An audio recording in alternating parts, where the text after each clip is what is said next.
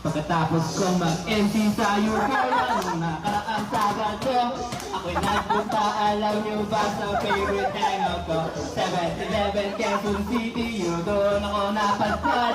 Walang katao-tao doon, and yo, it was so sad. Nang may biglang pumasok, hindi ko ang ganda. Nakakainis, walang mutis, pati ang kutis niya. Mata niya ay kulay brown, meron siyang braids sa ngipin. Kapagka ni Rita Aguila kong iisipin, katawan ay 36, 24, 34. Sa panong paraan kaya ako makakaskor. Magaling siya pumorma, suot niya ay mini skirt.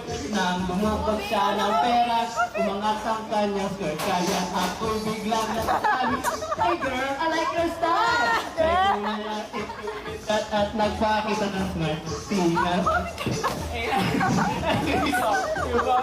Sumagot sa akin, may Binibi Rocha. Rocha, Binibi Rocha. You know what now? Talagang sad na dahil ko siya. Binibi Rocha, Binibi Rocha. You know what?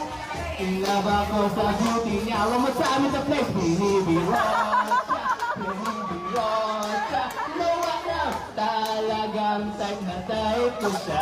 Binibi Rocha, Binibi Rocha. You know what? Inlaba ko sa beauty niya.